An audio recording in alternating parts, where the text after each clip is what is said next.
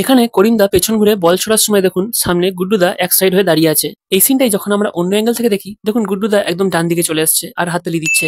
কিন্তু আবার যখন ক্যামেরা অ্যাঙ্গেল চেঞ্জ হয় আর গুলশানদা করিমদাকে ঝাড়ছিল দেখুন গুড্ডুদা আগের মতোই এক সাইড হয়ে দাঁড়িয়ে আছে।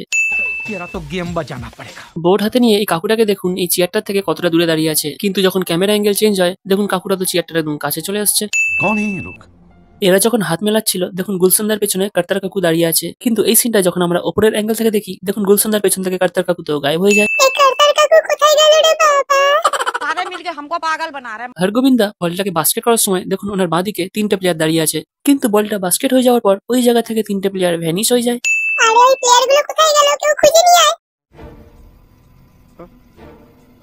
এই ইঁদুরটা যে সামনের দিকে যাচ্ছে দেখুন ওর বাঁদিকে কোনো সাবান নেই, কিন্তু যখন ক্যামেরা অ্যাঙ্গেল চেঞ্জ হয় ওই ইঁদুরটার বাঁদিকে একটা সাবান চলে আসে।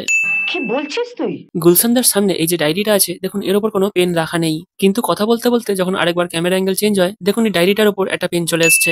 সামনে থেকে একটা বাইক আসছে আর ডান দিকে দেখুন কোনো অটো নেই। এই সিনটাই যখন আমরা উল্টো দিক থেকে দেখি দেখুন এইদিকে একটা অটো দাঁড়িয়ে আছে।